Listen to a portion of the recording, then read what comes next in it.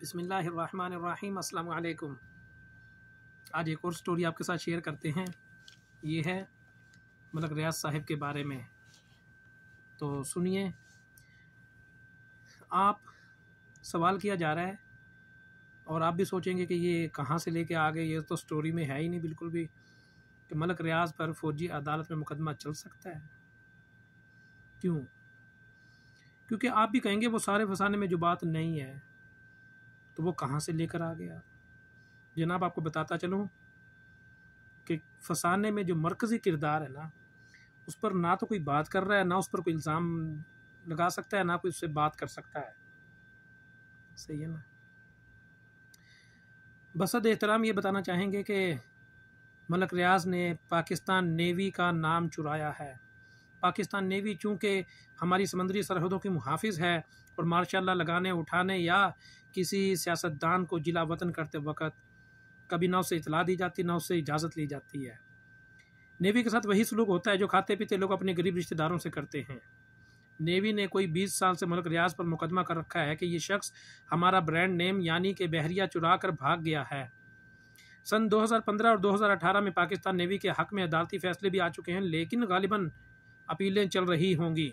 वैसे भी ऐसे फैसले पर अमल दरामद कराने की किसी में ज़रूरत नहीं है।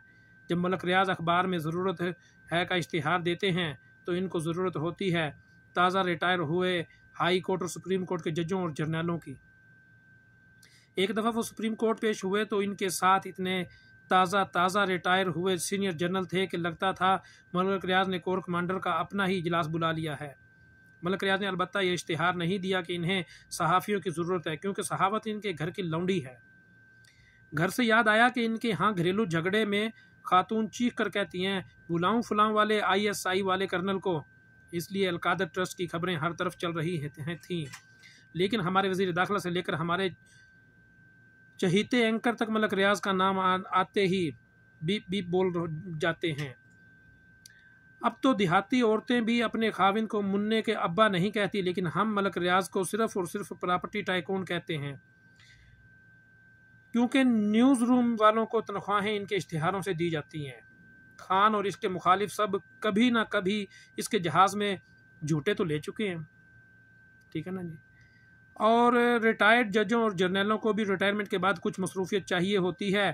मैं हरगिज़ नहीं चाहता कि मलक रियाज पर फ़ौजी अदालतों में मुकदमा चले। अल्लाह करे कि फ़ौजियों पर भी फ़ौजी अदालतों में मुकदमा ना चले, और अगर चलाना ही पड़े तो इनको भी आला अदालतों में अपील का हक होना चाहिए। लेकिन जिस तरह मौजूदा हुकूमत के हामी और खान के मुखालिफ एक ज़ुबान होकर ये कह रहे हैं कि रेड लाइन क्रॉस हुई है, फ़ौजी तनसीबात पर हमले हुए हैं, तो फ़ौज ही आकर इंसाफ करे। ये मुतालबा करने वाले खुद किसी न किसी फ़ौजी का इंसाफ भुगत चुके हैं, बाकी भुगतेंगे। लेकिन फ़ौजी तनसीबात की हदें इतनी ना बढ़ाएं कि पूरा मुल्क ही एक फ़ौजी तनसीब बन जाए। क्योंकि याद रखिए कि सिविल डेमोक्रेसी ही असल में हल है, सिविल डेमोक्रेसी के अलावा कोई हल नहीं है। ये जो अभी मैंने आपको स्टोरी सुनाई है, ये मलक रियाज अहमद के बारे में मोहम्मद हनीफ का कॉलम 20 मई 2023 को BBC उर्दू न्यूज़ पर शाया हुआ। मैं आपको उसका लिंक भी दे देता हूँ। बकिया उसके अंदर बहुत कुछ है। फौजी भाइयों से सवालात भी किए गए हैं कि क्या कोरमा चुराना या कोई बच्चा मोर उठा के ले जाए किसी के बहकावे में आकर, सियासतदानों के बहकावे में आकर, तो क्या ये जायज़ है कि उन पर दहशतगर्दी के मुकदमात कायम किए जाएँ? उन्होंने कोई जोहरी असासे या उनके राज नहीं चुराए हैं, ये अपने ही बच्चे हैं। और मैं आप सबको भी कहना चाहूँगा कि इस चीज़ से बचिए, एहतजाज से, स्ट्राइक से। कल को कोई हमारे साथ खड़ा नहीं होगा। अल्लाह हम सबको समझ नसीब फरमाए।